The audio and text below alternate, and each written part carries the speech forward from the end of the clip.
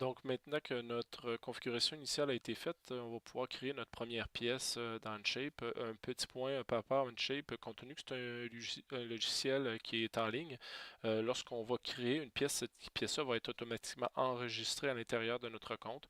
On n'aura pas besoin de le réenregistrer par la suite. C'est sûr, on peut l'exporter si jamais on veut la travailler à l'extérieur. Mais c'est un logiciel là, qui me permet au fur et à mesure que je fais ma pièce, les mises à jour ou l'enregistrement va se faire de façon automatique. Donc, on va venir en haut à gauche sur l'espace créer et on va créer ce qu'on appelle un nouveau document. Donc, on va venir lui donner un nom, on va l'appeler étiquette.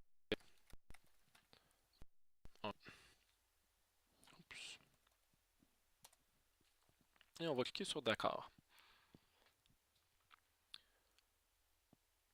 Donc, ça, c'est notre espace principal de travail là, dans le logiciel Onshape.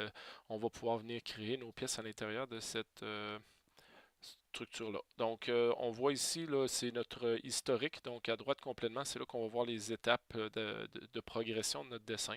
Vous allez voir, lorsque vous allez promener votre curseur, il y a une possibilité de masquer des composantes ou encore de les faire réapparaître. Donc, si vous remarquez, si je viens cliquer sur le petit œil qui est sur droite, on va voir qu'il y a un des plans de travail qui vient de disparaître. Si je veux le faire réapparaître, vous pouvez le faire réapparaître facilement.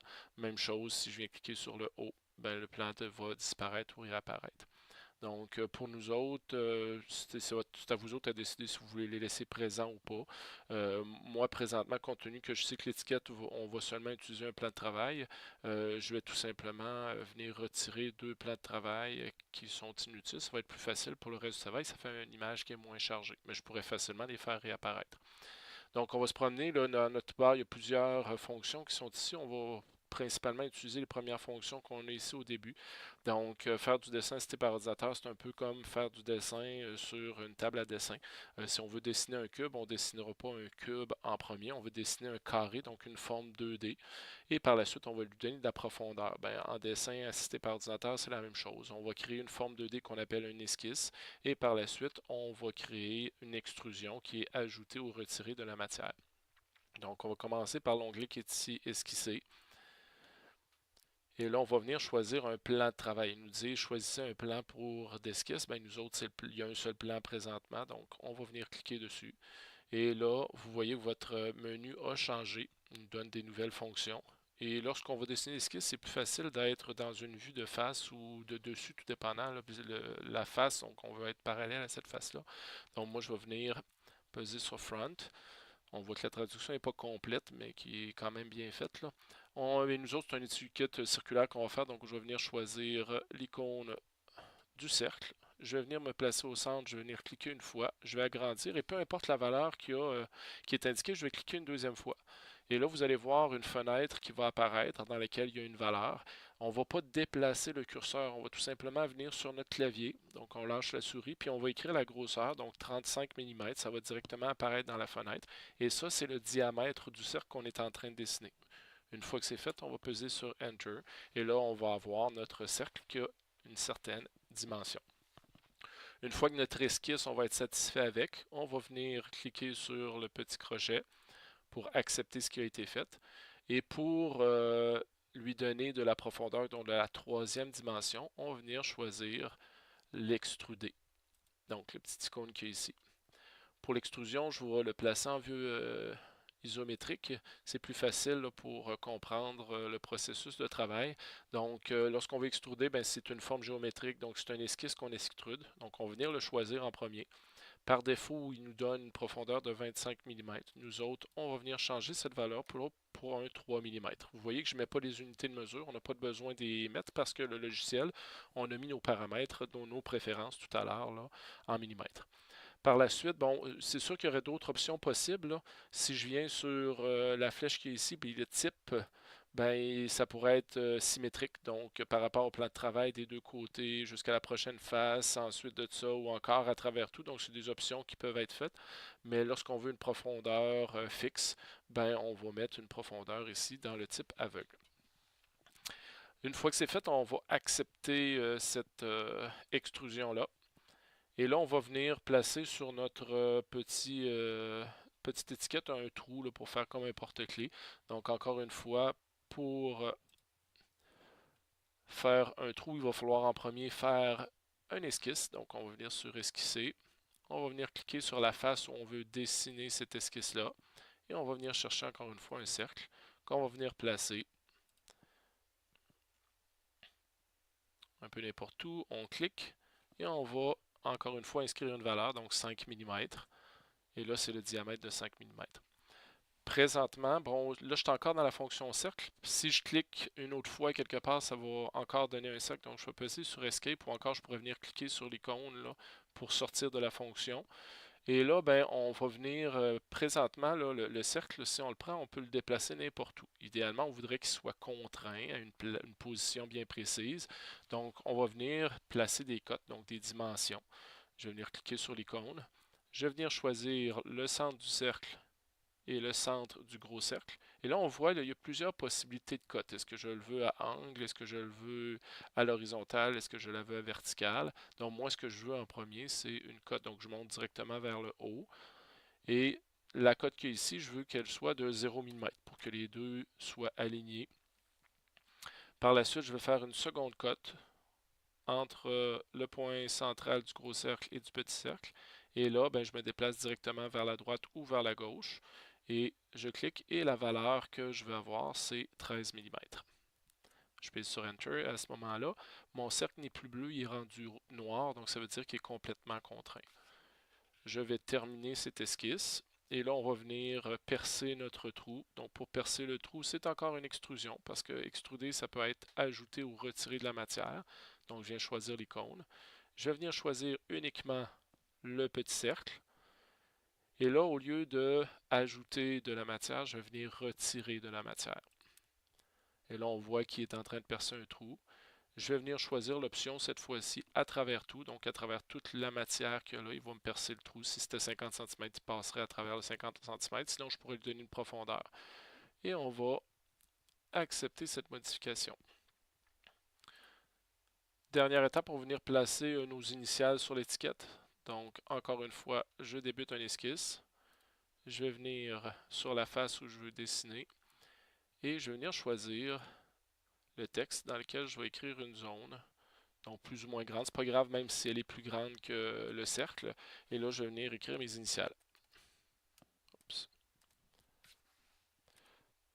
Je vais même mettre le caractère en gras et je vais accepter. Donc là, on voit que c'est beaucoup trop gros. Puis présentement, si je prends le coin, je ne suis pas capable de l'agrandir, il va juste se déplacer. Donc c'est normal parce qu'il n'est pas encore contraint dans l'espace.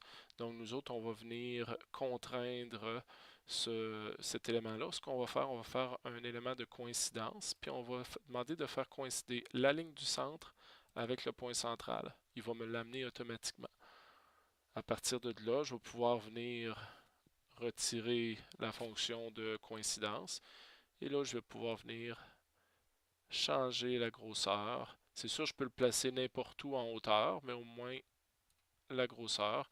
Et à ce moment-là, ça va être adapté.